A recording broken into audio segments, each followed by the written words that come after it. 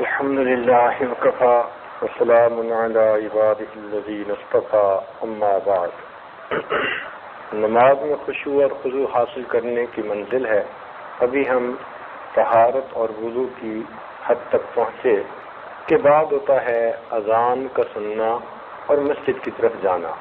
آج اذان سے متعلقہ چند باتیں آپ کی خدمت میں پیش کی جائیں گی۔ اذان کا مطلب ہوتا ہے کسی کو کسی کام کی طرف بلانا، کسی کو پکارنا۔ تو گویا اللہ رب العزت کا ایک بندہ لوگوں کو اللہ کے گھر کی طرف بلا رہا ہوتا ہے۔ شروع میں صحابہ کرام کہہ دیا کرتے تھے اور نماز کی طرف اور اچھے عمل کی طرف، لیکن پھر 6 صحابہ نے یکے بعد دیگرے خواب دیکھا کہ جیسے کوئی فرشتہ اذان دے رہا ہے۔ پھر انہوں نے نبی علیہ السلام کی خدمت میں آ کر عرض کیا کہ اللہ کے نبی، ہم نے خواب میں ایسا دیکھا۔ آپ نے فرمایا کہ تم اسے بلال کو سکھا دو۔ عمر رضی اللہ عنہ بھی ان میں شامل تھے، چنانچہ حضرت بلال رضی اللہ تعالیٰ عنہ کو وہ سکھا دیے گئے کلمات اور انہوں نے وہ پڑھنے شروع کر دیے۔ یوں اذان کی ابتدا شروع ہو گئی۔ بارگاہ نبوت میں 4 حضرات نے مؤذن ہونے کا رتبہ پایا۔ ایک بلال رضی اللہ تعالیٰ عنہ، ان کے بارے میں تو بہت ساری باتیں معروف ہیں۔ دوسرے تھے ابو محذورہ رضی اللہ تعالیٰ عنہ، لڑکپن کی عمر ہے، ایک جگہ چھوٹے بچوں کے ساتھ بلال نانوں کی اذان کی نقلیں اتار کر ان کو ہنسا رہے ہیں، ہنسی مذاق میں مصروف ہیں۔ نبی علیہ السلام قریب سے گزرے، آپ نے بلایا، چھوٹے بچے تو ڈر کے مارے بھاگ گئے، یہ کھڑے رہے۔ تو نبی علیہ السلام نے قریب آ کر ان کو سر کے بال سون سے پکڑ لیا، فرمایا کہ ابو محذورہ، تو جو کہہ رہا تھا تو کہہ۔ پہلے تو تھوڑا سا تحمل کیا، لیکن جب دیکھا کہ بال پکڑے ہوئے ہیں اور کہہ رہے ہیں تو کچھ روب نبوت کا ایسا تھا کہ اذان کے الفاظ کہنے شروع کر دیے۔ جب مکمل اذان کہہ لی تو نبی علیہ السلام نے وہ بال چھوڑے، فرمایا جاؤ۔ عرض کرنے لگے، اے اللہ کے نبی، اب میں کہاں جاؤں گا؟ جہاں آپ جائیں گے وہاں ابو محذورہ جائے گا۔ یہاں تو علماء نے ایک مسئلہ نکالا کہ اگر کوئی کافر اپنے ارادے سے اذان دے دے تو اس کے مسلمان ہونے کا حکم دیا جائے گا۔ کوئی بھی کافر اگر وہ اپنی خوشی کے ساتھ، دل کی چاہت کے ساتھ اذان پڑھ دیتا ہے تو اذان کے پڑھ دینے سے اس کافر کے مسلمان ہونے کا حکم دے دیا جائے گا۔ علماء اسی طرح احادیث کی، قرآن کی باتوں میں سے باتیں نکالتے ہیں، اسی کو تفقہ کہتے ہیں۔ امام شافعی رحمۃ اللہ علیہ کے بارے میں آتا ہے، مینا کے اندر تھے، ایک ادھیڑ عمر آدمی نے ان کو دیکھا، یہ جوان العمر تھے۔ اس نے کہا، میں تجھے اللہ کا واسطہ دیتا ہوں تو میری دعوت قبول کر لی۔ انہوں نے بے تکلف قبول کر لی، اور اس نے بھی بے تکلف جو کچھ اپنے پاس تھا وہیں دسترخوان بچھا کے نا خشک روٹی اور کھجور اور جو تھا رکھ دیا۔ امام شافعی رحمۃ اللہ نے کھانے شروع کر دی۔ پہلے تو تھوڑی دیر دیکھتا رہا، پھر کہتا ہے کہ مجھے لگتا ہے کہ تو قریش میں سے ہے۔ ان کا ہاں قریش میں سے ہوں، مگر آپ کو پتہ کیسے چلا؟ وہ کہنے لگا کہ یہ لوگ دعوت دینے میں بھی بے تکلف ہوتے ہیں اور دعوت قبول کرنے میں بھی بے تکلف ہوتے ہیں، تو تمہاری بے تکلفی سے مجھے پتہ چلا کہ تم قریش میں سے ہو۔ انہوں نے پوچھا، آپ آئے کدھر سے ہیں؟ کہنے لگے مدینہ سے۔ تو انہوں نے امام مالک رحمۃ اللہ کا نام سنا ہوا تھا، تو ان سے امام مالک رحمۃ اللہ علیہ کی باتیں پوچھنی شروع کر دی، اس نے بتانی شروع کر دی۔ اس بندے کو محسوس ہوا کہ یہ نوجوان امام مالک رحمۃ اللہ علیہ سے ملاقات کا شوق رکھتا ہے۔ وہ کہنے لگا، ہم نے کل جانا ہے اور یہ پورا اونٹ ہمارے پاس خالی ہے، اگر تم جانا چاہتے ہو تو ہم یہ اونٹ سواری کے لیے پیش کر دیں گے، تم بھی قافلے کے ساتھ مدینہ پہنچ جاؤ گے۔ اب امام شافعی رحمۃ اللہ سے پہلے سے تیار تھے، فرمان لگے میں نے اس دعوت کو بھی قبول کر لیا۔ فرماتے ہیں ہمارا قافلہ چلا، 16 دن میں مکہ مکرمہ سے مدینہ منورہ پہنچا۔ کتنے دن میں؟ 16 دن میں، کیونکہ گرمیوں میں اونٹوں نے سفر کرنا ہوتا تھا، اب 400 میل کا سفر کوئی تھوڑا تو نہیں ہوتا۔ تو فرماتے ہیں کہ 16 دنوں میں ہمارا قافلہ مکہ مکرمہ سے مدینہ منورہ پہنچا، اور اس دوران میں نے 16 قرآن مجید مکمل پڑھ لیے۔ ایک حالت سفر، کڑاکے کی گرمی، اور ہر دن میں ایک قرآن مجید کی تلاوت کا معمول۔ اور ہم لوگوں کا یہ حال ہے، حج کر کے مدینہ میں 8 دن رہ کے واپس آتے ہیں، ایک قرآن مجید پڑھ کر نبی علیہ السلام کو تحفہ نہیں بھیجاتے۔ یہی تو فرق ہے۔ ہمارے اسلاف حج پر جاتے تھے تو ان کے ہاتھوں پر سینکڑوں لوگ مسلمان ہوا کرتے تھے. آج ہم حج کر کے آتے ہیں، ہمارا اپنا نفس مسلمان نہیں بنا ہوتا. شیطان ما بینہما، دونوں میں کتنا فرق ہے. تو فرماتے ہیں کہ 16 دن لگے، میرے 16 قرآن مجید مکمل ہو گئے. فرماتے ہیں جب میں مسجد نبی پہنچا، نماز کے بعد میں نے دیکھا کہ ایک آدمی اس نے چادر باندھی ہوئی ہے اور ایک چادر لپیٹی ہوئی ہے. وہ اونچی جگہ پر بیٹھ گیا اور اس نے کہنا شروع کر دیا، قال قال رسول اللہ صلی اللہ علیہ وسلم. سادہ سا بندہ تھا، اونچا لمبا. کہنے کہ میں پہچان گیا یہ امام مالک ہے. اور تھوڑی دیر میں ان کی مجمع بڑھنا شروع ہو گیا. ان دنوں امام مالک رحمۃ اللہ علیہ موطا امام مالک جو کتاب ہے، جو حدیث کی کتابوں میں سند کے اعتبار سے، صحت کے اعتبار سے سب سے زیادہ جو ہے وہ نمبر اول درجے پہ سمجھی جاتی ہے. حتیٰ کہ صحت حدیث کے معاملے میں بخاری شریف پر بھی اس کا درجہ زیادہ ہے. موطا امام مالک تو اس کی املا کروا رہے ہیں. املا کس کو کہتے ہیں کہ محدث لکھواتا ہے اور شاگرد اس کے حدیث بیان کرنے پر سن کر اس کو لکھتے ہیں. تو وہ املا کروا رہے تھے موطا امام مالک کے ان دنوں. چنانچہ امام مالک رحمۃ اللہ علیہ نے احادیث بیان کرنی شروع کر دی، مجمع میں لکھنی شروع کر دی. فرماتے ہیں نہ میرے پاس کاغذ تھا نہ میرے پاس کوئی پینسل تھی. اب میں جو سن رہا تھا بس اس کو زبانی یاد کرنے کی کوشش کر رہا تھا. اس دوران مجھے زمین پر ایک تن کا پڑا ہوا مل گیا، یہ جو صف کا تن کا ہوتا ہے.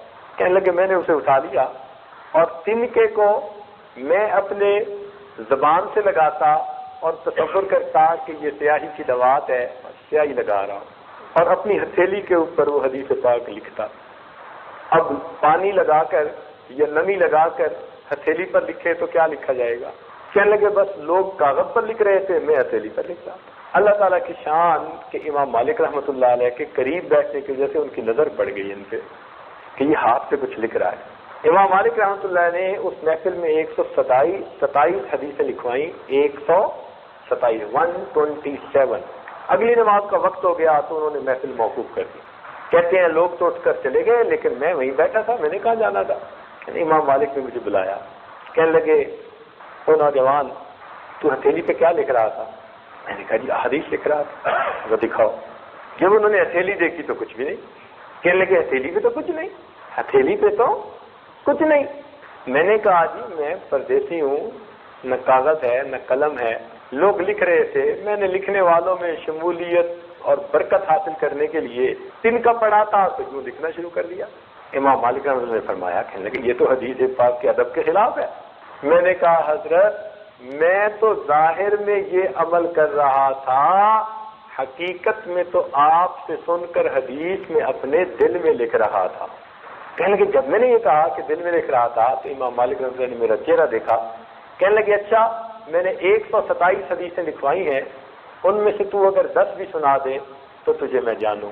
کہنے لگے میں نے پہلی حدیث سے پڑھنا شروع کیا، سند متن کے ساتھ 127 حدیثیں ترتیب کے ساتھ سنا دی. سبحان اللہ. کہتے ہیں امام مالک رحمۃ اللہ نے جب دیکھا تو بڑے حیران. کہنے لگے وہ تو شاگرد سے جیسے محبت ہو جاتی ہے ان کو تو محبت ہو گئی. کہنے لگے کہاں سے آیا؟ میں نے کہا جی مدینہ سے. کس لیے آئے ہو؟ آپ سے علم حاصل کرنے کے لیے. کہنے لگے میرے مہمان بن جاؤ. میں نے کہا جی اور کیا چاہیے؟ ہم کہتے ہیں نا اندھے کو کیا چاہیے؟ 2 آنکھیں. تو امام شافعی رحمۃ اللہ نے بھی یہی کہا کہ جی بہت اچھا. چنانچہ امام شافعی مہمان بنے. جب امام شافعی رحمۃ اللہ علیہ مہمان بنے تو امام مالک رحمۃ اللہ نے گھر جا کر اپنی بیٹیوں سے کہا جو خود حدیث کی بڑی عالمہ تھی، ان کو بتایا کہ ایک بڑے عالم متبحر عالم آئے ہیں، نوجوان ہیں، اور ان کا اکرام کریں اور اچھا کھانا بنائیں، اعزاز والا. خیر انہوں نے خوب کھانا بنایا اور کھانا پیش کر دیا، بستر لگا دیا، تہجد کے لیے پانی بھی لوٹے میں رکھ دیا، مصلی بھی رکھ دیا. اب امام شافعی رحمۃ اللہ علیہ جب کھانا کھانے لگے تو ماشاءاللہ جتنا کھانا تھا ماشاءاللہ بالکل صاف. کھانا کھا کے لیٹ گئے بستر پر. اب بستر پر لیٹے لیٹے رات گزر گئی. صبح امام مالک رحمۃ اللہ آئے اور وہ کہنے لگے کہ چلے مسجد میں، قریب ہی مسجد تھی تو وہاں پہنچ گئے. اب اس زمانے میں لوگ گھروں سے وضو کر کے آتے تھے مسجد میں. مسجد میں کوئی انتظام بھی ایسا نہیں تھا. جب نماز پڑھ کے واپس آئے تو امام مالک رحمۃ اللہ علیہ کی بیٹی نے کہا کہ اکبر حضور آپ نے تو فرمایا کہ بڑا متباہر عالم ہے، لیکن ہمیں تو ذہن میں بڑے اشکال ہیں کہ وہ کیسے؟ کہنے لیں کہ ہم نے تو سلف صالحین کی باتیں سنی، وہ کم کھاتے ہیں، اور یہ تو ماشاء اللہ جتنا کچھ ہم نے دیا انہوں نے بالکل صاف برتن کر کے بھیجے، ہمیں دھونے کی بھی ضرورت نہیں پیش آئی۔ اور کہنے لگے ہم نے لوٹا رکھا تھا پانی سے بھر کے کہ تہجد پڑھیں گے، وضو کریں گے، ہم نے یہ دیکھا جیسے مصلی رکھا تھا وہ ویسے ہی پڑا۔ اس کا مطلب ہے کہ مصلی کو ہاتھ نہیں لگایا، تہجد بھی کوئی نہیں پڑھی، پانی بھی استعمال نہیں ہوا، تو لگتا ہے فجر کے لیے وضو بھی کوئی نہیں کیا۔ ہماری تو سمجھ سے ہے یہ باہر۔ سچے لوگ تھے، کھرا زمانہ تھا۔ امام مالک رحمۃ اللہ نے آ کر یہی بات امام شافعی رحمۃ اللہ کو بتا دی کہ میری بیٹی کو یہ اشکال پیش آ رہا۔ انہوں نے کہا حضرت بات یہ ہے کہ جب میں نے کھانا شروع کیا اس قدر یہ حلال اور پاکیزہ مال تھا، ہر لقمے کے بدلے مجھے اپنے سینے میں نور اترتا ہوا محسوس ہو رہا تھا۔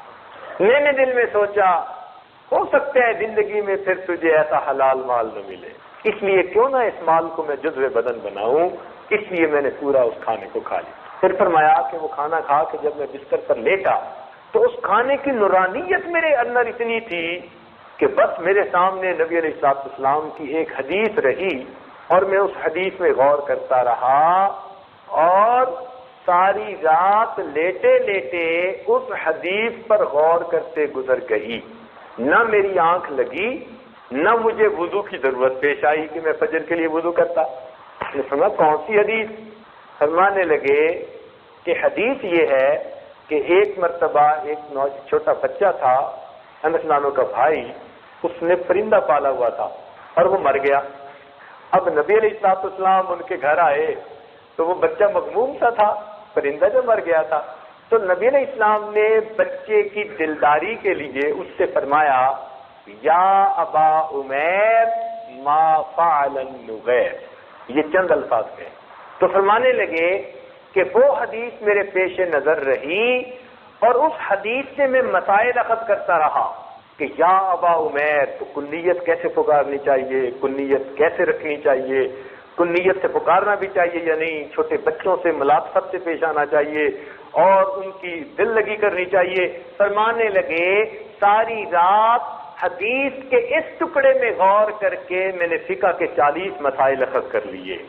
اب دیکھیے یا ابا عمیر ما فعل النغیر، ہمیں تو 4 مسئلے بھی اس میں سے نہیں نکلتے نظر آتے، لیکن اللہ رب العزت نے فقہا کو سبحان اللہ سبحان اللہ وہ سمجھ دی تھی۔ یہ صاحب سمجھ حضرات تھے، دید و دانش حضرات تھے، اتنے چھوٹے سے حدیث کے ایک حصے میں غور کر کے انہوں نے شریعت کے 40 مسائل کو استنباط فرما لیا۔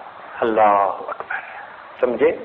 اسی لیے فقہا مسائل کے جواب بناتے نہیں، فقہا مسائل کے جواب بناتے نہیں، مسائل کے جواب بتاتے ہیں۔ وہ موجود پہلے سے ہوتے ہیں، بنانا تو اس چیز کو ہوتا ہے نا جو پہلے نہیں تھی اب بنائی۔ تو فقہا مسائل کے جواب بناتے نہیں، مسائل کے جواب بتاتے ہیں۔ وہ قرآن و حدیث کے اندر لپٹے ہوئے ہوتے ہیں موتیوں کی طرح، اور یہ غوطہ لگا کر ان موتیوں کو نکال دیتے ہیں۔ یوں سمجھیے کہ آپ کے گھر میں موٹر پمپ لگا ہوا ہے، وہ پانی بناتا نہیں، پانی نکال کر پیش کر دیتا ہے۔ پانی تو پہلے سے زمین میں موجود ہوتا ہے۔ اسی طرح قرآن مجید کی آیات کی زمین میں مسائل کے ہیرے موتی پانی پہلے سے موجود ہوتا ہے۔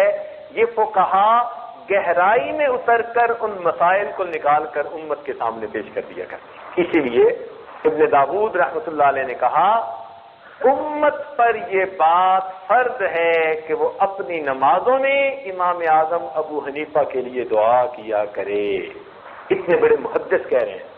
ابو داؤد رحمۃ اللہ علیہ کے بیٹے وہ فرمایا کرتے تھے، عبداللہ ابن ابی داؤد فرماتے تھے کہ امت کے اوپر یہ فرض ہے، لازم ہے کہ وہ اپنی نمازوں میں امام اعظم ابو حنیفہ کے لیے دعائیں کیا کرے، انہوں نے اپنی زندگی میں اصول فقہ کو طے کر کے اور 6 لاکھ مسائل کو اکٹھا کر کے امت کے لیے عمل کا راستہ آسان کر. تو بات چلی تھی کہ علماء حضرات تھوڑے سے الفاظ میں سے نقطے اخذ کرتے ہیں، مسائل نکال لیا کرتے ہیں. تو ابو محذورہ رحمت رضی اللہ عنہ کا یہ واقعہ ہم سب کے سامنے، لیکن علماء نے یہاں سے مسئلہ نکالا کہ چونکہ انہوں نے اذان دی تھی اور ان کی اذان پر ان کے ایمان کو نبی علیہ السلام نے تسلیم فرما لیا تھا، اس لیے اگر کوئی آدمی کافر ہو اپنی خوشی سے اذان دے دے تو پھر اس کے مسلمان ہونے کا فتویٰ دیا جائے گا.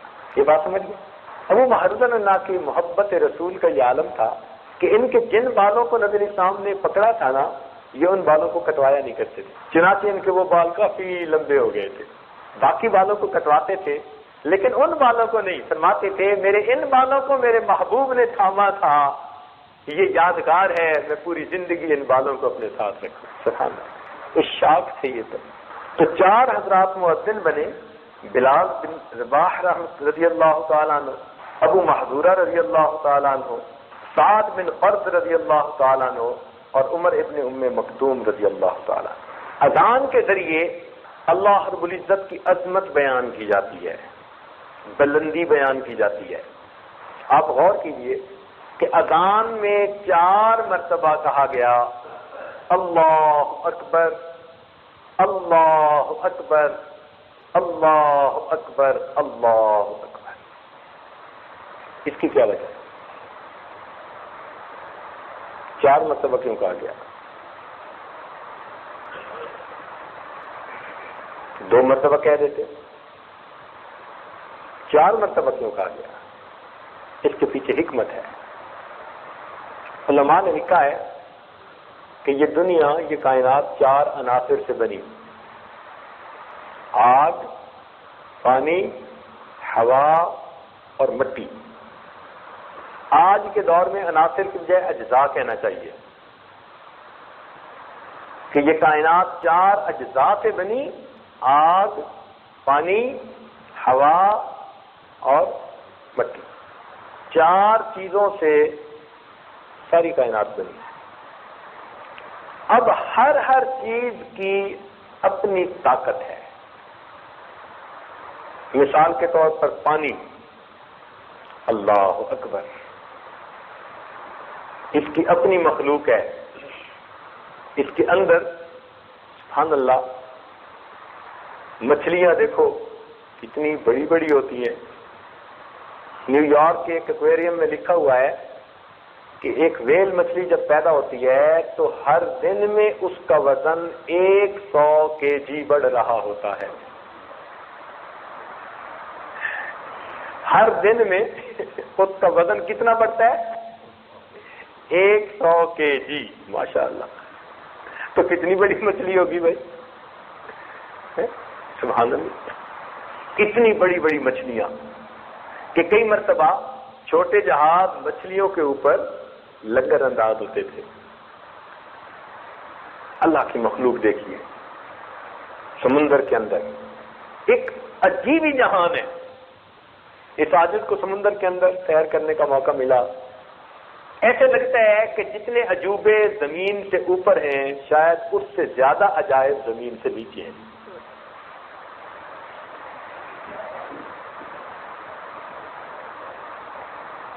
اللہ تعالیٰ کی عجیب شان. تو پانی کے اندر مخلوق اپنی اور پانی کی طاقت اپنی. یہ پانی جب ذرا ہائی ٹائیڈ ہوتا ہے نا، ہائی ٹائیڈ، اونچی لہریں، اس کا تعلق چاند کے ساتھ ہے. جب چاند کی 14 تاریخ ہوتی ہے نا، بالکل فل مون ہوتا ہے، اس وقت ہائی ٹائیڈ ہوتی ہے سب سے زیادہ. اس وقت تو پھر بڑے بڑے جہاز بھی رک جاتے ہیں، انتظار میں ہوتے ہیں کہ ذرا یہ بکھرا ہوا سمندر تھوڑا سنبھل جائے. اس وقت جو سفر کرتا ہے نا تو پتہ کیا ہوتا ہے؟ اس وقت یہ ہوتا ہے کہ لہر آتی ہے یوں یوں، تو جب یوں آتی ہے تو جہاز اس کے سامنے ہوتا ہے، تو جیسے آئی تو جہاز ہو گیا یوں، اور جب گزری تو پھر ہو گیا یوں. اب پورا جہاز یوں ہو رہا ہوتا ہے. تو سائنسدانوں نے لکھا ہے کہ اگر 60 ڈگری سے نیچے نیچے رہے پھر تو یہ کم بیک ہوتا ہے, گم سوئنگ ہوتا رہتا ہے, اور اگر کبھی 60 ڈگری سے اوپر کی ٹائیڈ آ گئی تو یہ یوں الٹ گیا.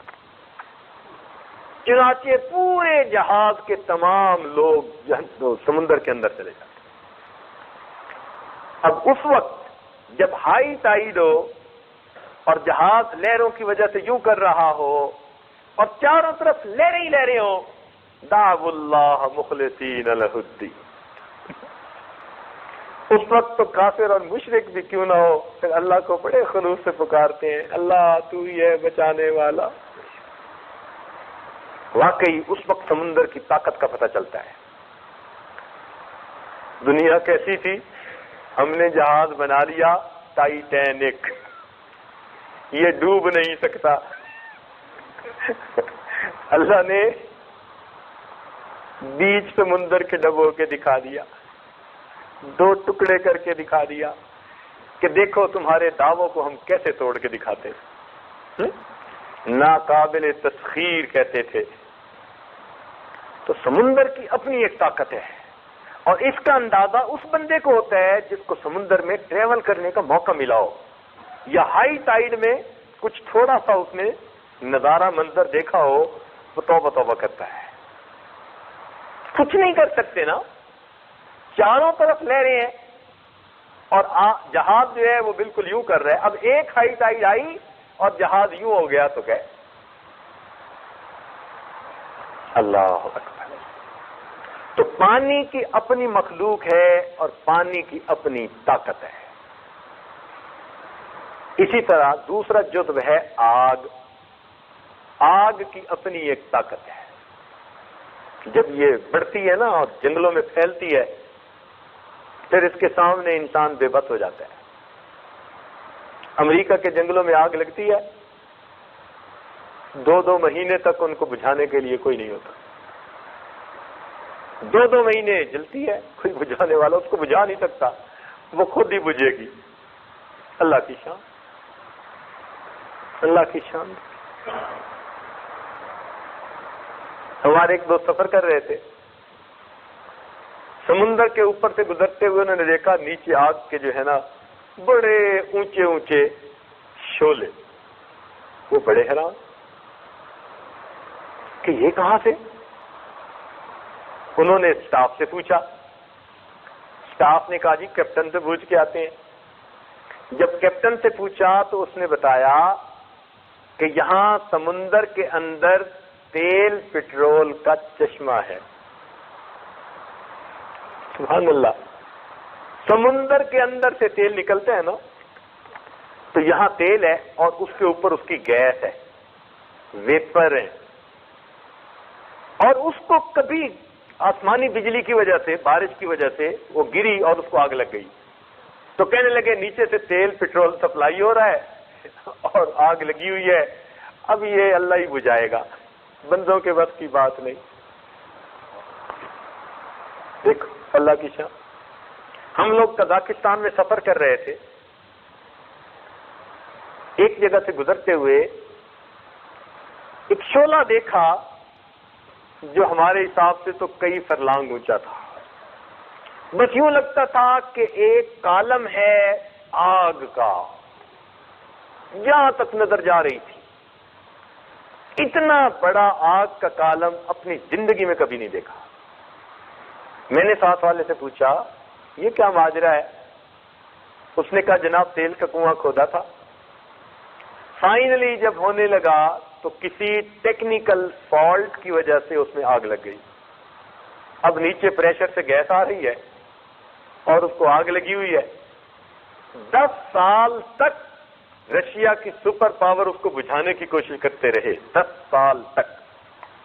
اور 10 سال کے بعد تھک ہار کے انہوں نے پوری دنیا میں اعلان کروایا کہ دنیا کا کوئی ملک اگر اس آگ کو بجھانے میں مدد دے گا تو آگ بجھنے کے بعد جتنا تیل نکلے گا وہ ہم آدھا آدھا کریں گے, آدھا اس کا آدھا ہمارا. آج تک دنیا کا کوئی ملک اس کو نہیں بجھا سکتا.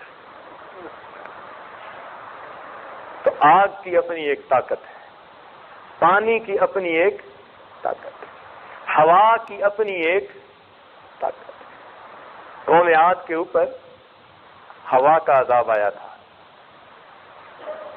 اور کیسا کہ ایمان والوں کو محسوس ہوتا تھا کہ خوشگوار ہوا چل رہی ہے، مزیدار ہوا ہے، کول بریز، اور کفار کے لیے وہ اتنی سخت تھی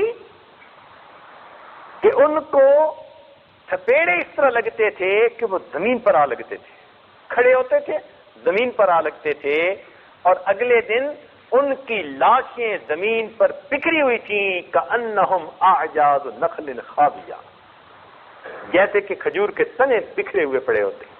پوری قوم کو ہوا نے تھپیڑے مار مار کے ان کی لاشوں کو زمین پر لٹا دیا، حالانکہ اتنے طاقت والے تھے کہ ان کے قد جو تھے تفاسیر میں لکھے ہیں کہ 60 ہاتھ تک لمبے ہوتے تھے، 60 ہاتھ لمبے، اور 30 فٹ تک ان کی چھاتی چوڑی ہوتی تھی۔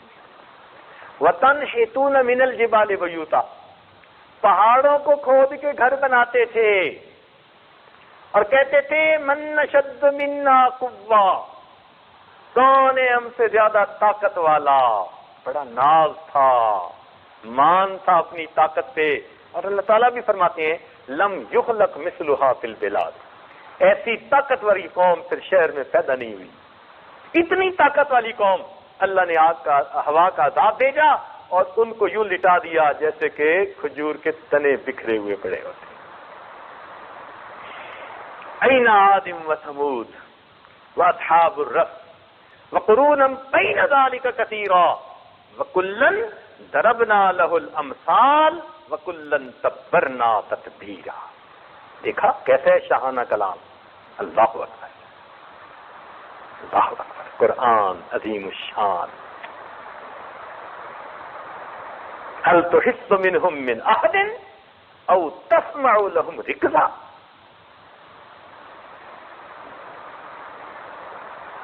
اللہ رب العزت نے ان پر ہوا کا عذاب بھیجا۔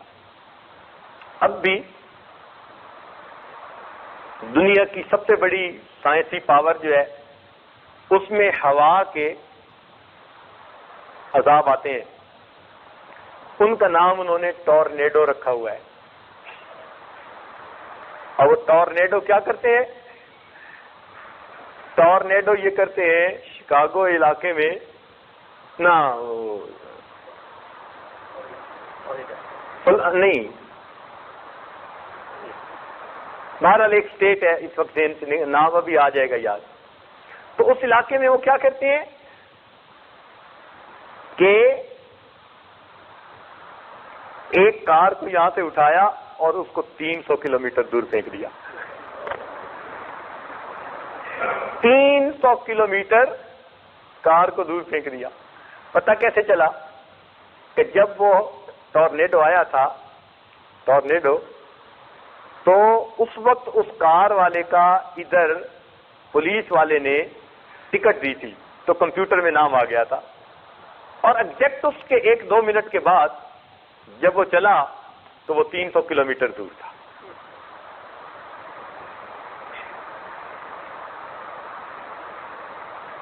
یہ ٹورنیڈو کیا ہوتا ہے؟ ہوا کئی سو میل دائرے کے اندر گھوم رہی ہوتی ہے اور اتنی سخت ہوتی ہے کہ مکانوں کی چھتوں کو اڑا کے لے جاتی ہے۔ ہم نے ایک مرتبہ ٹورنیڈو کے بعد وہاں جا کر منظر دیکھا، ایکس آتا ہے اس ریاست کے نام میں، ایکس آتا ہے، ٹیکسس، جزاک اللہ، ٹیکسس۔ تو ہم نے ایک مرتبہ ٹورنیڈو آنے کے بعد جا کر دیکھا تو ایک گھر کی ڈائننگ ٹیبل جس پر 15-16 بندے بیٹھ کے کھانا کھا سکتے تھے، وہ درخت کی شاخ کے اوپر لٹکی ہوئی تھی۔ یعنی ایک درخت ہے بڑا اونچا اور درخت کی شاخیں ہیں، تو وہ یوں جیسے بچے نے کینڈی کھا کے پھینک دی ہو نا، وہ ٹیبل پوری، اب 15-16 بندے جس پہ کھائیں، کافی وزنی ہوتی ہے، اس کو تو 5-10 بندے اٹھا بھی نہیں سکتے، اتنی ٹیبل کو ہوا نے اٹھایا اور درخت کے اوپر. اللہ. جب یہ یاجد اس ریاست میں دورے پہ جانے لگا تو مجھے دوستوں نے پہلے ٹریننگ دی وہاں جانے کی. کہنے لگے حضرت اگر کبھی وہاں ٹارنیڈو آ جائے تو کار میں سے نکل کے زمین پہ لیٹ جانا. کار سے نکل کے زمین، کیونکہ بالکل زمین کے ساتھ کوئی چیز چپکی ہوئی ہو تو ہوا اس کو نہیں اٹھاتی، لیکن ذرا اوپر ہو تو پھر وہاں اس کو پل کرتی ہے، ویکیوم بنتا ہے نا. تو کہنے لگے جی لیٹ جانا. میں نے کہا کار میں کیوں نہ بیٹھا رہوں؟ کہنے لگے جی کار کو انہوں نے 300 کلومیٹر دور سے اٹھایا تھا.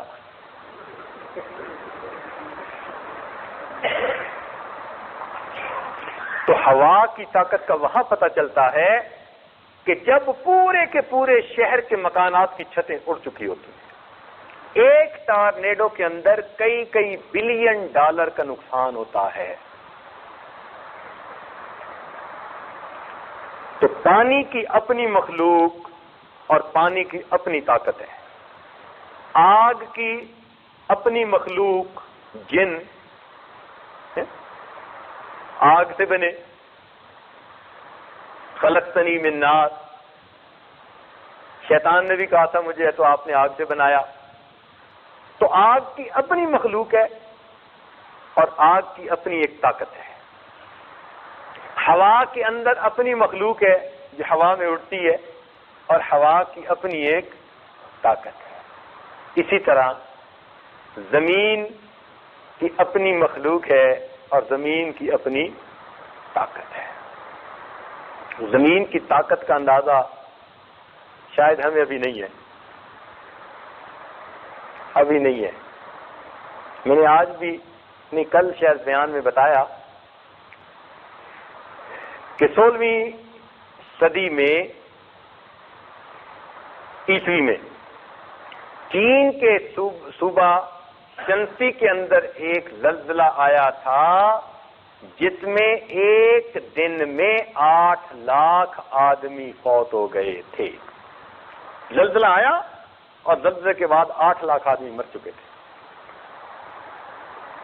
زمین ہلی، 8 لاکھ بندے گئے. 1993 میں میں نے کیلیفورنیا کا دورہ کیا تو وہاں پر چوکوں پر بڑے بڑے بورڈ لگے ہوئے، جتنا یہ دروازہ اونچا ہے نا اتنے اونچے، اور یہاں سے لے کے شاید وہاں کونے تک اتنے چوڑے بڑے بڑے، اور ان پر لکھا ہوا اوہ گاڈ، موٹا اوہ کوما GOD، اوہ گاڈ. اب ایک جگہ دیکھا، دوسری جگہ دیکھا، تیسری جگہ دیکھا. تو میں نے ساتھ والے سے پوچھا، وہ قدرتاً انجینئر تھے جو میزبان تھے. میں نے کہا بھائی یہ اوہ گاڈ کا کیا مطلب؟ وہ کہنے لگا جناب چند دن پہلے یہاں پر ایک زلزلہ آیا ہے، اور زلزلہ ایسا کہ اس کا جو ایپی سینٹر تھا، یعنی زلزلہ ہوتا ہے نا تو اس کا ایک سینٹر ہوتا ہے، اس کو ایپی سینٹر کہتے ہیں. وہ ایپی سینٹر مسجد سے کوئی 20-25 فٹ کے فاصلے پہ تھا. مسجد سے کتنا؟ 25 فٹ کے فاصلے پہ تھا. اور ایپی سینٹر زمین میں 9 کلومیٹر گہرا تھا. سرفیس سے کتنا؟ 9 کلومیٹر گہرا تھا. اور وہ زلزلہ آیا اور بس کوئی 2 منٹ کی بات تھی. لوگ سوئے ہوئے تھے. لوگوں کو پتہ اس وقت چلا جب سب زمین سے اٹھ رہے تھے. آنکھ ان کی تب کھلی جب بیڈ سے زمین پر آئے اور زمین سے اٹھے. ہر مرد ہر عورت زمین سے اٹھا. تب پتہ چلا یہ تو زلزلہ آ رہا ہے. کہنے لگے اس زلزلے کے اندر وہ جو 2 منٹ تھے اللہ کی پناہ. اب مزے کی بات یہ کہ اس زلزلے میں عام مکانات نہیں گرے. وہ بلڈنگز گری جو سرکار نے بنائی تھی اور جن کو اس نے ناقابل تسخیر ڈیزائن کے ساتھ بنایا ہوتا ہے. مثال کے طور پر ہائی وے کے بڑے بڑے پل، ان کا اتنا انہوں نے سیفٹی فیکٹر رکھا ہوتا ہے کہ وہ کہتے ہیں کہ اب یہ ساری عمر کے لیے بن گئے. ہاسپٹل کی بلڈنگ، وہ کہتے ہیں کہ اگر کسی برے وقت میں ہسپتال کی بلڈنگ کو نقصان ہو جائے تو پھر افیکٹڈ لوگوں کو کون دیکھ بھال کرے گا؟ تو ہر بلڈنگ گر سکتی ہے، ہاسپٹل کی بلڈنگ نہیں گر سکتی. اسی طرح وہ برج نہیں گر سکتے. اسی طرح پولیس اسٹیشن ایسے ڈیزائن کے بناتے تھے، سیفٹی فیکٹر 10، کہ سوال ہی نہیں پیدا ہوتا کہ یہ بلڈنگ تو کچھ ہو ہی نہیں سکتا، یہ بلڈنگ پہلے گری.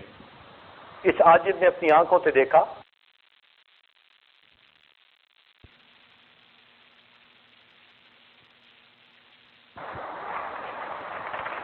کتنا نقصان ہوا؟ ایک جھٹکا تھا 3 منٹ کا اور نقصان کا اندازہ $3 بلین تھا. 3 منٹ میں $3 بلین گئے. اور ملک کے جو بڑے صاحب ہیں انہوں نے تقریر کی، اظہار ہمدردی کیا اور کہنے لگا کہ مدر نیچر ہمارے ساتھ کوآپریٹ نہیں کر رہی.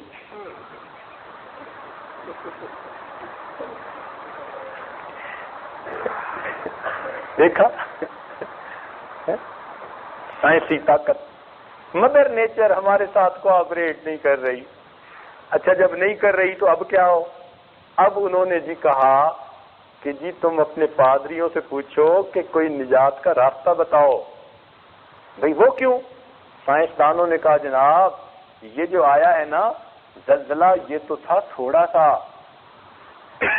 ایک اور آنے والا ہے جس کا نام انہوں نے بگ ون رکھا ہوا ہے.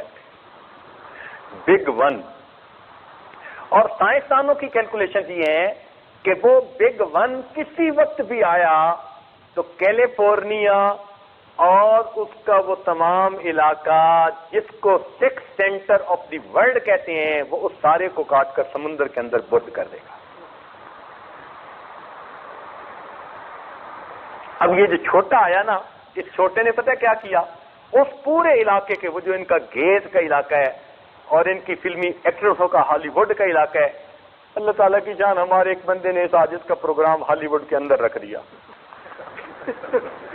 او خدا کے بندے، جب لے کے گیا میں سائن پڑھوں ہالی ووڈ کی طرف جا رہا ہے. میں کہوں مجھے کدھر لے کے جا رہے ہو؟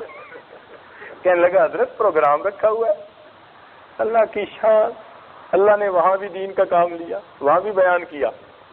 اور آنے والوں میں سے میرا خیال ہے 80% نے پی ہوئی تھی. 80% نے پی ہوئی تھی. ایسے تھے. مگر الحمدللہ ان 80% پیے ہوئے لوگوں میں سے بھی تقریباً 50 آدمیوں نے بیعت توبہ کی. الحمدللہ نسبت کا نور اللہ نے وہاں بھی پہنچایا.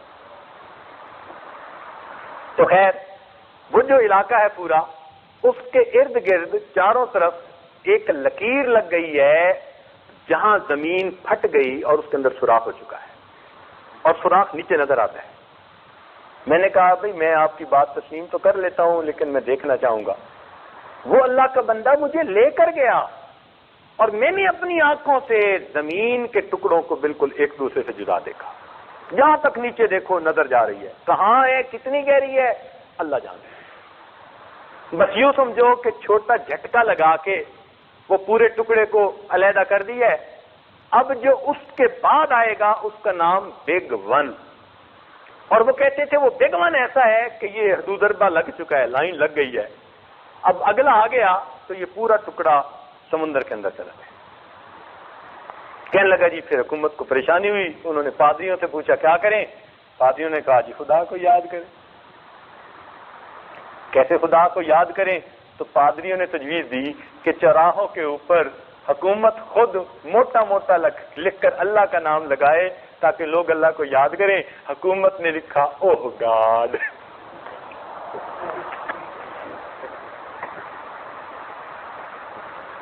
سبحان اللہ، سبحان اللہ کی عظمت بڑی ہے، واقعی اللہ بڑا ہے. دنیا ڈرتی ہے سائنس کی پاور سے. ایسا ہی ہے نا، ساری دنیا ڈرتی ہے سائنس کی، اور سائنس کی پاور والے ڈرتے ہیں جراثیموں سے. واہ بھائی واہ. پانی کی اپنی مخلوق اور اپنی طاقت، ہوا کی اپنی مخلوق اپنی طاقت، آگ کی اپنی مخلوق اپنی طاقت، زمین کی اپنی مخلوق اور اپنی طاقت. جب اس کا اظہار ہوتا ہے تب بندے کو احساس ہوتا ہے کہ اس کی طاقت کتنی ہے. کیونکہ یہ 4 اجزاء تھے جن سے کائنات بنائی. پروردگار نے مؤذن کو حکم دیا، میرے بندے تم مخلوق کو میرے گھر کی طرف بلاؤ، آؤ پروردگار کی طرف. اللہ اکبر، جس کی عظمت پانی اور اسی مخلوق سے بھی زیادہ بڑی ہے. اللہ اکبر، جس کی عظمت ہوا اور اس کی مخلوق سے بھی زیادہ بڑی ہے. اللہ اکبر، جس کی عظمت زمین اور اس کی مخلوق سے بھی زیادہ بڑی ہے. اللہ اکبر، جس کی طاقت اللہ جو ہے آگ اور اس کی مخلوق سے بھی زیادہ بڑی ہے.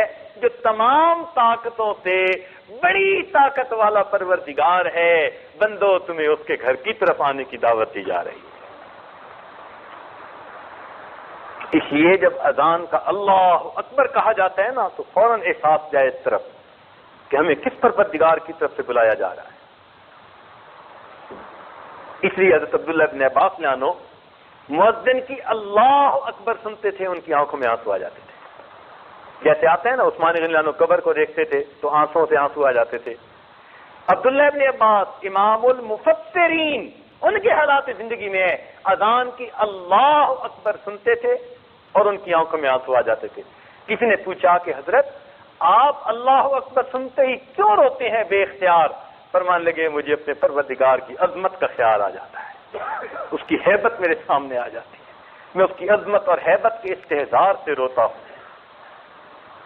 اچھا ایک بات بتائیے، آپ اگر کسی بندے کو پیغام بھیج کے بلائیں کہ ہمارے گھر آئیں اور وہ نہ آئے تو آپ کو غصہ آئے گا کہ نہیں آئے گا؟ آئے گا. کیوں جی؟ اب اللہ اکبر کے ذریعے اللہ تعالیٰ جو اپنے بندوں کو اپنے گھر کی طرف بلوائیں اور کوئی گھر کی طرف نہ جائے تو اللہ تعالیٰ کو بھی جلال آئے گا کہ نہیں آئے گا؟ دیکھیں، شیطان نے ایک سجدے کا انکار کیا، اللہ نے اپنے دربار سے ہمیشہ کے لیے دھکا دے دیا. بے نمازی آدمی روزانہ کے 40 سجدوں کا انکار کر رہا ہوتا ہے. ہر دن کے کتنے سجدے ہیں؟ فرض اور واجب گنے تو کتنی رکعتیں بنی؟ 2 فجر کی، 4 ظہر کی 6، 4 عصر کی 10 اور 3 عشاء کی 13، نہ 4 عشاء کی 14 اور 3 وتر کی، نہ مغرب کی اور 3 وتر تو 17 اور 3 20، تو 20 رکعتیں بن گئی نا. 2 فجر، 4 ظہر 6، 4 عصر 10، پھر 3 مغرب 13، پھر 4 عشاء 17 اور 3 وتر، اور ہر رکعت کے کتنے سجدے؟ تو بے نمازی آدمی کتنے سجدوں کا انکار کر رہا ہوتا ہے؟ تو جس نے ایک سجدے کا انکار کیا اس کا اللہ نے یہ حشر کر دیا. جو 40 سجدوں کا انکار کر رہا ہے پھر اللہ کا کیا معاملہ ہوگا؟ یہ تو پروردگار کی رحمت ہے کہ اس نے محبوب کی دعاؤں کے صدقے پھر بھی ہم پر رحمتیں کی ہوئی ہیں. ورنہ تو حدیث پاک نے کہہ دیا کہ بے نمازی آدمی کا حشر فرعون اور حامان کے ساتھ قیامت کے دن کر دیں گے. تو اس لیے جب اذان کی آواز کو سنیں فوراً متوجہ ہو جائیں کہ ہمارے پروردگار کی طرف سے ہمیں بلاوا آ رہا ہے. نبی علیہ السلام نے ارشاد فرمایا کہ آدمی جب اذان کی آواز سنے تو جیسے مؤذن کہہ رہا ہے ویسا ہی کہتا رہے، سوائے اس کے کہ جب وہ کہ حی علی الصلاۃ اور حی علی الفلاح تو یہ ساتھ یہ بھی پڑھ لے لا حول ولا قوت الا باللہ، تاکہ شیطان بھاگ جائے اور بندے کے لیے نماز کی طرف جانا آسان ہو جائے. اس اذان کا جواب دینے پر بھی اس کو اجر ملے گا. اذان کے بارے میں 2-4 باتیں اور ذہن میں رکھیے کہ اگر کوئی آدمی خواب میں دیکھے کہ میں بے وقت اذان دے رہا ہوں اگر کوئی آدمی خواب میں دیکھے کہ میں بے وقت اذان دے رہا ہوں تو ابن سیری رحمۃ اللہ نے اس کی تعبیر لکھی ہے کہ اس آدمی کو ذلت ملے گی، بے وقت اذان دے رہا ہے۔ تو جو آدمی خواب میں دیکھے کہ میں بے وقت اذان دے رہا ہوں، نماز کا وقت نہیں ہے، ویسے ہی اذان دے رہا ہوں، تو اس کا مطلب کیا کہ اس آدمی کو ذلت ملے۔ ابن سیری رحمۃ اللہ کے پاس ایک آدمی آیا، حضرت میں نے خواب میں دیکھا ہے اذان دے رہا ہوں، فرمایا عزت ملے گی۔ دوسرا آیا، حضرت خواب دیکھے اذان دے رہا ہوں، فرمایا تجھے ذلت ملے گی، اور ایسا ہی ہوا۔ پوچھا کہ یہ کیا معاملہ؟ فرمایا کہ قرآن پاک میں 2 جگہ اذان کا لفظ ہے، ایک جگہ ابراہیم علیہ السلام کو حکم ہے وَأَذِّن فِي النَّاسِ بِالْحَجِّ، میرے خلیل لوگوں میں حج کے لیے تم ندا دے دو، آواز لگا دو۔ آواز لگانا آپ کا کام اور لوگوں تک اس آواز کو پہنچانا یہ میرا کام ہے۔ چنانچہ پہلے بندے میں نیکی نظر آتی تھی، میں نے اس آیت سے اس کی تعبیر لی کہ اس کو ابراہیم علیہ السلام کی طرح عزت ملے گی، اور دوسرے میں فسق کے آثار نظر آتے تھے۔ اور قرآن پاک میں ایک جگہ ہے سورہ یوسف میں ثم اذن مؤذن ایتها العیر انکم لسارقون، کہ پھر ایک ندا دینے والے ندا دی، او قافلے والو تم میں سے کوئی چور ہے۔ اور واقعی وہ سوال ملک کا مسئلہ جو تھا ہیلا، امام محمد رحمۃ اللہ علیہ نے اس لیے تو کتاب الحیل لکھی، اللہ کی شان۔ تو اس سے انہوں نے یہ تعبیر لی کہ اس آدمی کو ذلت ملے گی۔ تو اگر کوئی آدمی دیکھے کہ بے وقت اذان دے رہا ہے تو تعبیر کیا ہوگی کہ اس آدمی کو ذلت ملے گی۔ اگر کوئی عورت خواب میں دیکھے کہ میں اذان دے رہی ہوں تو اس کا مطلب ہے کہ وہ بیمار ہوگی۔ اگر کوئی عورت خواب دیکھے نا کہ میں اذان دے رہی ہوں تو اس کی تعبیر کیا بنے گی کہ وہ عورت بیمار ہو جائے گی۔ اس لیے کہ خلاف شرع کام ہے نا، عورت کو تو اجازت نہیں اس کے کرنے کی۔ جب بغیر اجازت ایک کام کر رہی ہے تو فطرت سے ہٹ کے کر رہی ہے، اس کا مطلب ہے کہ صحت کی بجائے اس کو بیماری ملے گی، وہ کسی مصیبت کو پکار رہی ہے۔ ایک عجیب سا مسئلہ ہے، لیکن ابن سیری رحمۃ اللہ علیہ کے پاس آیا، کھلا ہے، ذرا کر دیتا ہوں۔ ان کے پاس ایک آدمی آیا، اس نے کہا جی میں نے خواب دیکھا ہے کہ میں مردوں کے منہ پر اور عورتوں کے جو پوشیدہ اعضاء ہیں اس پر میں مہر لگا رہا ہوں۔ عجیب سا خواب دیکھا ہے، میں بڑا پریشان ہوں، بتائیں اب اس خواب کی تعبیر کتنی مشکل۔ ابن سیری رحمۃ اللہ نے فرمایا کہ پہلی بات تو یہ کہ تم لگتا ہے مؤذن ہو، تم مؤذن ہو؟ کہنے لگے جی ہاں مؤذن تو ہوں۔ فرمایا تعبیر یہ ہے کہ تم رمضان المبارک میں سحری کے وقت سے پہلے اذان دے دیتے ہو، اور تمہاری اذان کی وجہ سے لوگوں کا کھانا پینا اور جماع کا معاملہ یہ بند ہو جاتا ہے۔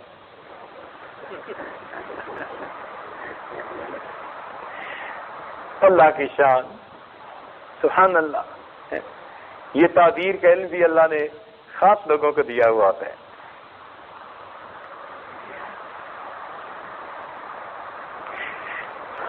اذان کا ہمیں احترام کرنا چاہیے،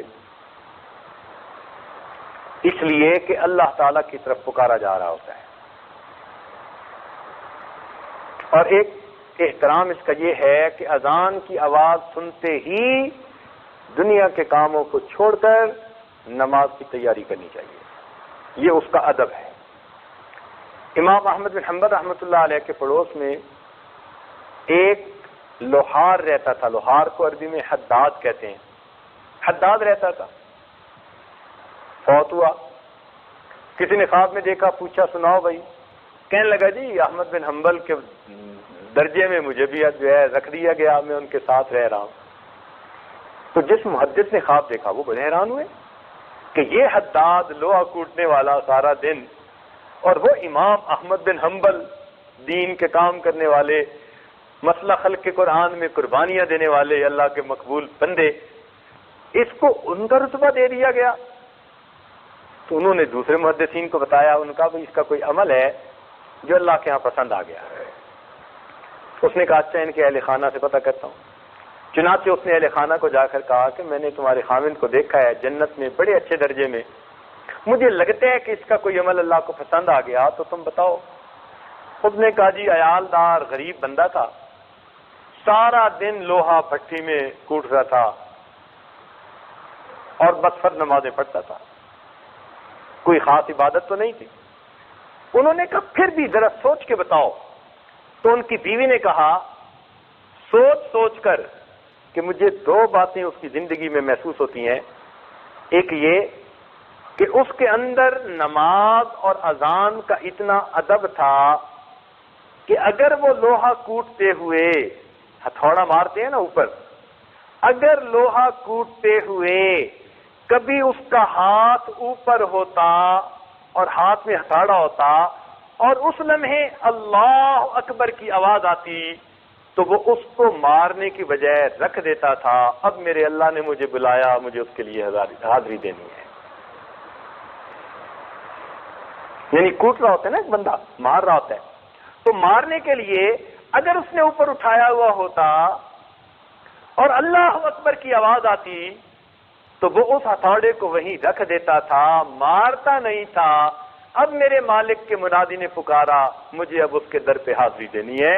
وہ نماز کو اہتمام سے پڑھا کرتا تھا، ایک بات تو یہ تھی، اور دوسری بات یہ تھی کہ سارے دن کی محنت کر کے تھکا ہوا وہ آتا تھا تو ہم میاں بیوی بچوں سمیت اپنے گھر کی چھت پہ سویا کرتے تھے، اور ہمارے پڑوس میں امام احمد بن حنبل رہتے تھے، تو امام احمد بن حنبل رات کو ساری رات عبادت میں گزارتے تھے اللہ کا قرآن پڑھتے ہوئے، تو یہ ان کی طرف دیکھتا اور حسرت سے ٹھنڈی سانس لیتا اور کہتا کہ میرے بچے زیادہ ہیں اور کوئی گھر میں ایسا نہیں کہ محنت کر سکے، مجھے ہی سارا دن لوہا کوٹنا پڑتا ہے، اور اس محنت کی وجہ سے میں اتنا تھک جاتا ہوں، میں رات کا قیام نہیں کر سکتا، اگر میری پیٹھ ہلکی ہوتی میں بھی امام احمد بن حنبل کی طرح قیام کرتا۔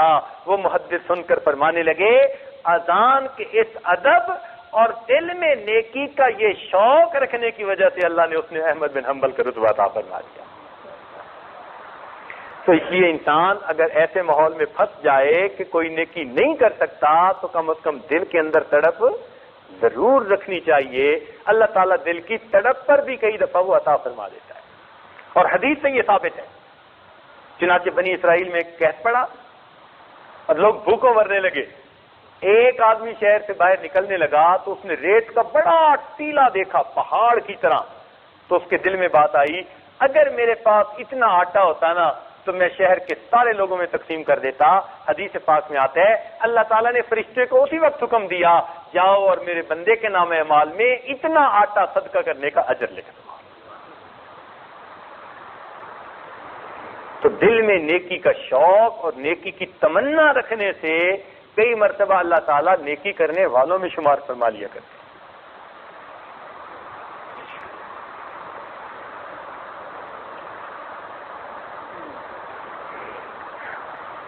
زبیدہ خاتون اللہ کی نیک بندی تھی، فوت ہو گئی۔ کسی نے خواب میں دیکھا کہ جنت میں سیر کر رہی ہے،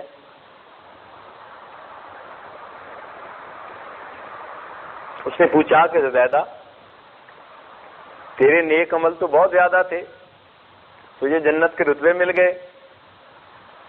وہ کہنے لگی نہیں، جن کاموں کو میں نیکیاں سمجھتی تھی ان کو تو دیکھا ہی نہیں۔ ایک کام ایسا تھا جس کو میں بڑا چھوٹا سا سمجھتی تھی، اللہ کو وہ پسند آ گیا۔ اس نے کہا وہ کیا؟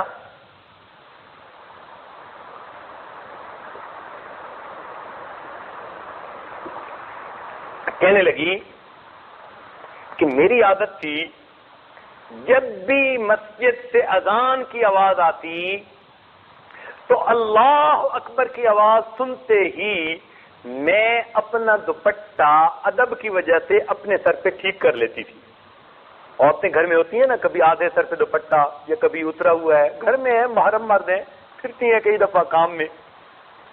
تو کہنے لگی کہ جیسے ہی اللہ اکبر کی آواز آتی تو میں اذان کے ادب کی وجہ سے فوراً دوپٹہ اپنے سر پہ کر لیتی تھی. اذان کے اس ادب کی وجہ سے اللہ نے میری مغفرت فرما دی. سبحان اللہ. ادب بڑی نعمت ہے. با ادب با نصیب، بے ادب بے نصیب.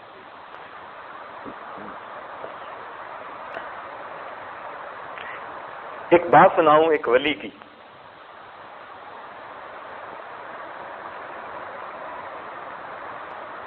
حضرت مولانا احمد علی لاہوری رحمت اللہ علیہ. آپ ان سے کچھ واقف ہیں یا نہیں؟ آج آپ کو تھوڑا واقف بنا دیں. سکھ گھرانے سے تھے، اسلام قبول کیا. اسلام قبول کر کے سارے رشتہ داروں نے ان کو دھکا دے دیا، جاؤ، کوئی راستہ واسطہ نہیں. اللہ کے لیے سب کو چھوڑ دیا. دارالعلوم دیوبند میں آ گئے. حضرت شیخ الہند رحمۃ اللہ علیہ اس وقت استاد الحدیث تھے، شیخ الحدیث تھے. ان سے تعلیم حاصل کرنی شروع کری.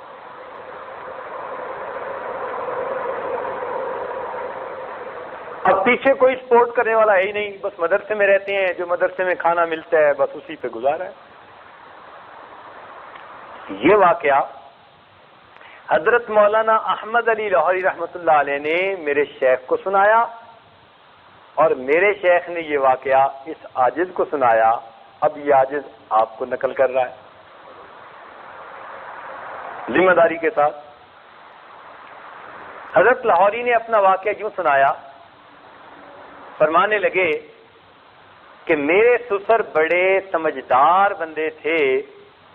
انہوں نے اس وقت مجھے پہچان لیا جبکہ احمد علی نہیں تھا. آج تو احمد علی ہے. یعنی یہ وہ دور تھا ان کا کہ جب اللہ نے ان کو کمال عطا کیا تھا. اولیاء میں بھی وہ امام الاولیاء کہے جاتے تھے، اور دنیا میں ان کا طوطی بولتا تھا. اس وقت کی بات ہے. ہمارے حضرت ملنے کے لیے گئے، کوئی بات تھی.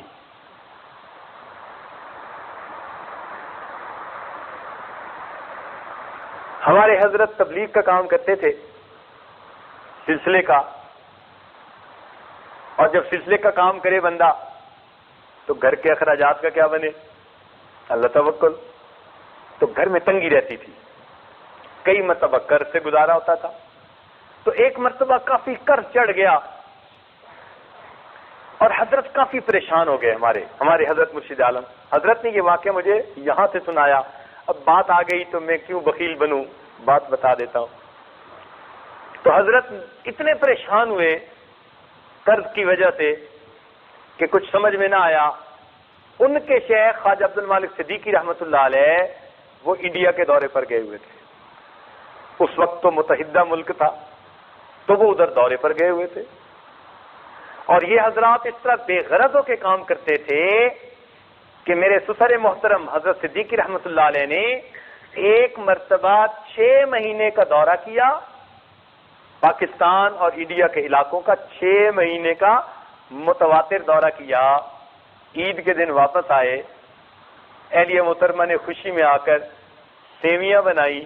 عید الفطر تھی تو سیویاں بنا کر حضرت کے پاس آئیں کہ حضرت آپ مجھے کچھ پیسے دیں، میں شکر منگوا لوں تاکہ جو سیویاں بنائی ہیں ان پر ڈال کر دوں. سمان لگے میرے پاس تو پیسے نہیں ہیں. کہ حضرت میں نے تو سیویاں بنائی. فرمایا اس پر نمک ڈال کے دے دو. 6 مہینے اللہ اللہ کا نام سکھانے کے بعد جب گھر آئے تو شکر کی بجائے نمک ڈال کر سیویاں کھا رہے تھے. اس طرح بے غرض ہو کر کام کرتے تھے، خالصتاً لوجہ اللہ، اللہ کی رضا کے لیے. لوگوں کی جیب پہ نظر نہیں ہوتی تھی، لوگوں کے دلوں پہ نظر ہوا کرتی تھی. تو چونکہ ہمارے مشائخ کا یہ طریق رہا تو ہمارے حضرت کا بھی یہی حساب تھا. اب قرض کی وجہ سے پریشانی، شیخ تھے نہیں تو کس کے پاس جاؤں. حضرت فرماتے ہیں کہ میں اپنے گھر سے چلا لاہور کہ مولانا احمد علی لاہوری رحمۃ اللہ علیہ کے پاس جاتا. راستے میں ایک جگہ ٹرین بدلنی تھی. حضرت فرماتے ہیں ریلوے اسٹیشن پہ بیٹھ کے میں اتنا رویا جیسے کوئی بچہ بلک بلک کے رو رہا ہوتا ہے. اور رو یہ رہا تھا کہ اللہ میں تیرا نام سکھانے کے لیے سفر کرتا ہوں اور آخر گھر میں بیوی بچے یہ بھی ذمہ داریاں ہیں، تو میں کیا کروں؟ میں نہیں چاہتا کہ میں کاموں میں الجھ جاؤں اور تیرے یہ دین کا کام یا تیرے جو ہے بندوں کو تجھ سے ملانے کا کام چھوڑ دوں، اب تو ہی کوئی راستہ دکھا مجھے۔ کہنے کہ میں خوب رویا۔ رو کے جب میں لاہور پہنچا تو حضرت مولانا احمد علی لاہوری رحمۃ اللہ علیہ حلقہ میں بیٹھے ہوئے تھے، لوگ تھے، علماء بہت ان کے پاس حاضر ہوتے تھے۔ کہتے ہیں میں بھی غمزدہ طبیعت کے ساتھ ایک جگہ جا کر بیٹھ گیا۔ حضرت بات کرتے رہے، بات کرتے کرتے جب بات مکمل ہو گئی اور لوگ چلے گئے تو میں تو بیٹھا رہا۔ تو کہتے ہیں کہ حضرت اس طرح طیات میں بیٹھے تھے، ایسے گھسٹتے گھسٹتے حضرت میرے بالکل قریب آ گئے، اور جیسے دو بندے سرگوشیاں کرتے ہیں نا، ایسے انہوں نے اد خود کہنا شروع کر دیا کہ جو حال آپ کے اوپر ہے ایک وقت میرے اوپر بھی یہی حال تھا۔ یہ فرمایا کہ جو حال آپ کے اوپر ہے ایک وقت میرے اوپر بھی یہی حال تھا، میرے حال بھی بدل گئے، اللہ نے اچھے دن بھیج دیے، تمہارا حال بھی بدل جائے گا، اللہ اچھے حالات بھیج دیں گے۔ اور پھر دل لگی کی خاطر حضرت نے اپنا واقعہ سنایا جو اب میں نے یہاں سے شروع کیا تھا، کہ فرمانے لگے کہ میرے سسر بڑے سمجھدار تھے، انہوں نے مجھے اس وقت پہچان لیا تھا جبکہ احمد علی نہیں تھا، اور آج تو احمد علی ہے۔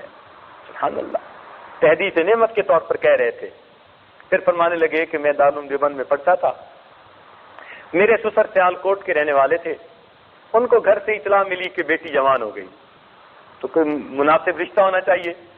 تو میرے سسر ایسے تھے کہ بچی کے رشتے کے لیے انہوں نے مدارس کا دورہ کیا، لوگ تاجروں کی طرف جاتے اور وہ کدھر جا رہے ہیں؟ مدارس کا دورہ کر رہے ہیں اپنی بیٹی کے لیے کوئی مناسب رشتہ ڈھونڈنے کے لیے۔ کہنے لگے مختلف مدارس سے ہوتے ہوتے بالآخر وہ دارالعلوم دیوبند پہنچے۔ اب حضرت شیخ الہند رحمۃ اللہ سے ملاقات ہوئی، وہ بھی بڑے بھاری عالم تھے، تو شیخ الہند رحمۃ اللہ نے ان کا بڑا اکرام کیا۔ فرماتے انہوں نے ہماری ساری کلاس کو دیکھا اور مجھ پر آ کر ان کی نظر ٹک گئی۔ کپڑے میرے میلے کچیلے بوسیدہ سے تھے اور میں پیچھے خاندان سے کٹا ہوا تھا، میرے پاس خرچے کا کچھ ہوتا نہیں تھا، اور مدرسے ہی کا کھانا کھاتا تھا، مدرسے میں ہی رہتا تھا۔ کہنے لگا انہوں نے شیخ الہند رحمۃ اللہ سے پوچھا کہ یہ بچہ شادی شدہ ہے؟ ان کا ہے تو نہیں۔ کہنے لگے اس سے پوچھیں اگر یہ شادی کرنا چاہتا ہے، میں بیٹی سے اجازت لے کے آیا ہوں، میں اپنی بیٹی کا اس سے نکاح کر دیتا ہوں۔ شیخ الہند رحمۃ اللہ نے فرمایا اچھا میں اس سے پوچھتا ہوں۔ چنانچہ شیخ الہند رحمۃ اللہ نے مجھے بلایا اور بلا کر کہا کہ بھائی تو شادی کرنا چاہتا ہے؟ میں نے کہا حضرت ضرورت بھی ہے، سنت بھی ہے، اور مجھے تو رشتہ داروں میں سے کوئی رشتہ دے گا نہیں، میں مسلمان ہو چکا، وہ چھوٹ چکے، بے سہارا ہوں، اکیلا ہوں۔ حضرت نے فرمایا بھائی اگر کوئی تیار ہو تو تم کرنے کے لیے تیار ہو یا نہیں؟ میں نے کہا حضرت میں بالکل تیار ہوں۔ فرمان لگے اچھا۔ چنانچہ میرے سسر نے کہا کہ کل عصر کی نماز کے بعد اس بچے کا میں اپنی بیٹی سے نکاح کر دوں گا۔ کہنے لگے جب مجھے خبر ملی تو میں تو پھر دلیاں اچھلنے لگا۔ میں نے آ کر اپنے دوستوں کو بتایا کہ بھائی میرا تو کل عصر کے بعد نکاح ہے۔ اب طلباء جناب رات کو تکرار کے بعد کمرے میں اکٹھے ہو گئے، اور ماشاء اللہ اس وقت طلباء کی باتیں میں چھیڑتا نہیں، کم از کم 1 گھنٹہ سنا سکتا ہوں۔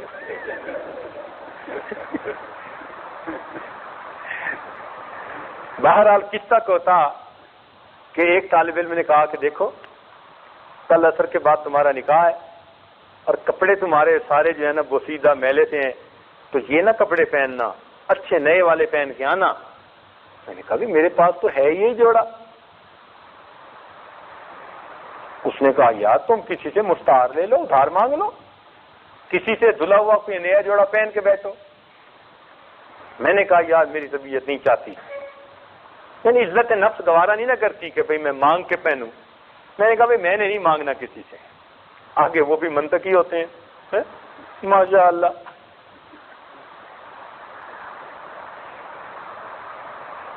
انہوں نے بھی عیسیٰ غوجی پڑھی ہوتی ہے، مرکات پڑھی ہوتی ہے، شرح تہذیب پڑھی ہوتی ہے.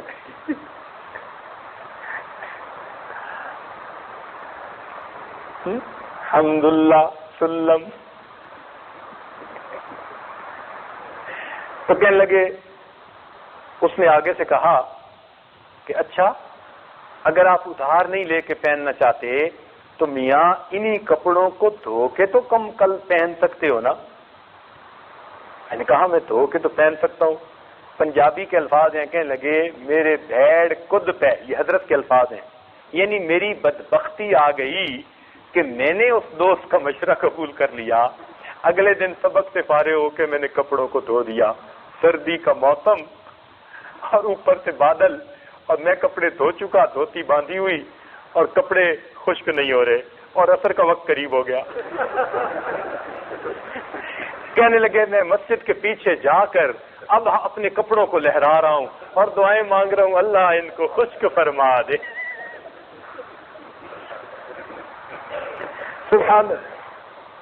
کہنے لگے کپڑوں نے نہ خشک ہونا تھا نہ وہ خشک ہوئے، عصر کی اذان ہو گئی اور میں نے دھوتی کی بجائے گیلے کپڑے پہنے سردی کے موسم میں، اور گیلے کپڑے پہن کے مجمع میں آگے بیٹھ گیا. اب دولہے پہ تو سب کی نظر ہوتی ہے، اب جو دیکھے سردی کے موسم میں دولہے نے گیلے کپڑے پہنے ہوئے. فرمانے لگے کہ میرے سسر کو اللہ نے سونے کا دل دیا تھا کہ انہوں نے بھی میری طرف دیکھا کہ کل یہی کپڑے میلے تھے، آج یہی کپڑے گیلے ہیں.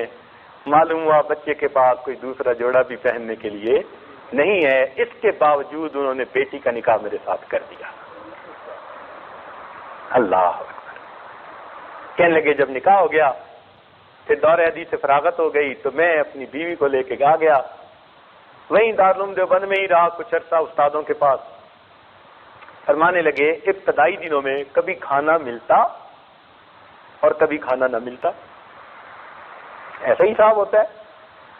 تو جب کھانا نہ ملتا تو بیوی مجھے سے اتنا کہتی کہ جی آپ کسی درخت سے پتے ہی لے کے آ جائیں.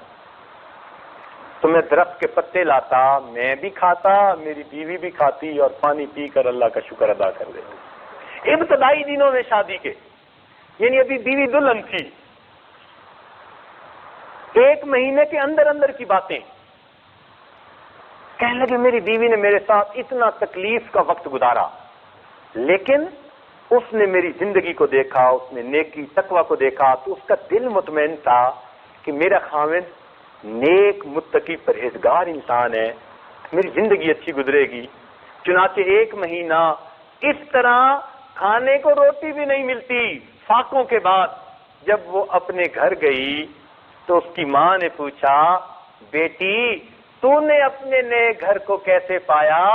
تو میری بیوی اتنی تقیہ نقیہ پاک صاف نیک لڑکی تھی، اپنی ماں کو کہنے لگی اماں میں تو سنتی تھی مر کر جنت جائیں گے اور میں تو جیتی جاگتی جنت میں پہنچ گئی. میری بیوی نے یہ جواب دیا کہ اماں میں تو سمجھتی تھی مر کر جنت میں جائیں گے، اور اماں میں تو جیتی جاگتی جنت میں پہنچ گئی. سبحان اللہ. کہنے لگے اللہ نے ایسی صابرہ اور شاکرہ بیوی دی، لیکن پھر اللہ نے وقت کے ساتھ ساتھ میرے حالات بھی بدلے. فرمانے لگے آج اللہ نے وہ مقام دیا کہ سرگودا کا علاقہ جس میں بڑے بڑے ذمہ دار 200 مربع 300 مربع سینکڑوں ہزاروں ایکڑ زمینوں والے بڑے بڑے، کہنے لگے آج اللہ نے وہ اس فقیر کو مقام دیا کہ ان ذمہ داروں کی بیویاں میرے گھر میں آ کے برکت کے لیے جھاڑو دیتی ہیں. ان ذمہ داروں کی بیویاں میرے گھر میں آ کر برکت کے لیے جھاڑو دیتی ہیں اور میرے کھانے کے لیے طائف سے پھل آیا کرتے ہیں.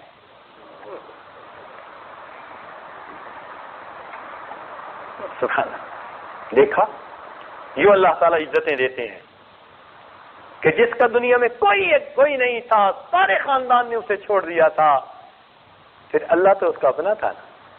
پھر اللہ نے دیکھو کیسے عزتیں دی. چنانچہ ان کی درس تفسیر بڑا مشہور تھا، بڑا معروف تھا. سبحان اللہ. بہت کثیر البکا تھے، روتے تھے۔ چنانچہ ان کی وفات کے بعد ان کے خلفاء میں سے کسی نے ان کو خواب میں دیکھا، پوچھا حضرت آگے کیا بنا؟ فرمانے لگے کہ اللہ رب العزت کے حضور پیشی ہوئی، اللہ تعالیٰ نے فرمایا احمد علی تو مجھ سے اتنا کیوں ڈرتا تھا؟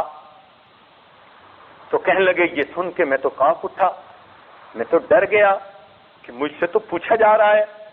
جب میں کانپ اٹھا اور ڈر گیا تو مجھے اللہ تعالیٰ نے فرمایا احمد علی تو آج بھی مجھ سے ڈر رہا ہے، آج تو تیرے اکرام کا دن ہے، تو نے اتنی اچھی زندگی گزاری کہ ہم نے تجھے بھی معاف کر دیا، اور جس قبرستان میں تجھے دفن کیا تمام موتا کی ہم نے مغفرت فرما دی۔ ہم نے اس قبرستان کے بھی تمام موتا کی مغفرت فرما دی۔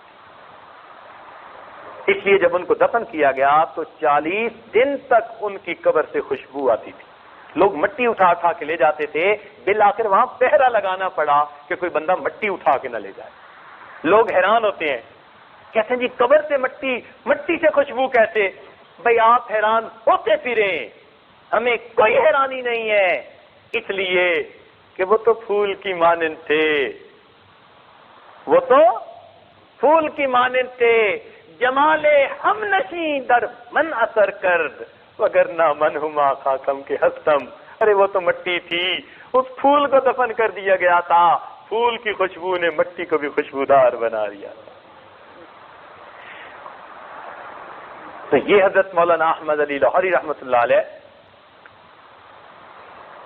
ایک بات ان کی اور سن لیجئے، پھر اصل جو بات کہنا چاہتا تھا تاکہ آپ کو تعارف ہو جائے۔ فرماتے تھے کہ میں ایک دفعہ لاہور کے بازار میں جا رہا تھا تو مجھے ایک مجذوب ملے۔ مجذوب کچھ لوگ ہوتے ہیں جو مغلوب الحال ہوتے ہیں، یعنی اپنے حال میں مست ہوتے ہیں، ہمیں ان سے واسطہ کوئی نہیں ہوتا، لیکن کئی دفعہ اللہ والوں سے ہو جاتی ہیں ان کی باتیں۔ فرماتے ہیں کہ وہ مجذوب ملے، میں نے انہیں سلام کیا، انہوں نے جواب دیا اور جواب دے کر پوچھا احمد علی انسان کہاں بستے ہیں؟ بھرے بازار میں۔ فرمانے لگے احمد علی انسان کہاں بستے ہیں؟ کہنے لگے میں نے کہا حضرت یہ سب انسان ہی تو ہیں، بھری ہوئی تھی مخلوق۔ فرمانے جب میں نے کہا کہ یہ سب انسان ہی تو ہیں، انہوں نے بڑے تعجب کی ایک نظر لوگوں کے چہرے پر ڈالی۔ کہنے لگے ان کی توجہ کی یہ تاثیر تھی کہ جب میں نے دیکھا تو مجھے ان میں سے کئی بندے کتے بلے خنزیر کی شکل کے نظر آئے، جانور کی شکل میں نظر آئے، جانور پھر رہے ہیں۔ کہنے لگے میری جب کیفیت ذرا ٹھیک ہوئی میں نے دیکھا وہ تو جا چکے تھے۔ حضرت یہ واقعہ اپنے درس قرآن میں سنا کر پھر ایک عجیب شعر خود بنایا تھا، وہ فرمایا کرتے تھے، فرماتے تھے مالک تو سب کا ایک، کیا فرماتے تھے؟ ذرا اونچا بولیے، یاد کرنے والی بات ہے۔ فرماتے تھے مالک تو سب کا ایک، مالک کا کوئی ایک۔ مالک تو سب کا ایک، مالک کا سبحان اللہ، مالک تو سب کا ایک اور مالک کا کوئی ایک، ہزاروں میں نہ ملے گا لاکھوں میں تو دیکھ۔ حال دل جس سے میں کہتا کوئی ایسا نہ ملا، بت کے بندے تو ملے اللہ کا بندہ نہ ملا۔ یقین کیجئے 100% اپنے آپ کو شریعت کے حوالے کرنے والے بہت تھوڑے نظر آتے ہیں۔ نیک لوگ ہیں، ہر جگہ ہیں، کوئی 90%، کوئی 95%، کوئی 96%، کوئی 98%، 1% کہیں نہ کہیں درمیان میں کوئی نہ کوئی پھڈا ضرور ہے۔ ادخلوا فی السلم کافۃ مستاق نظر نہیں آتے کہ جو سر کے بالوں سے لے کر پاؤں کے ناخنوں تک اپنے آپ کو اللہ کے حوالے کر چکے ہیں، نہ ان کی نظر میلی اٹھتی ہو، نہ ان کو غرض مرض ہو کسی غیر محرم سے، نہ ان کے دل میں کوئی ایسی بات ہو۔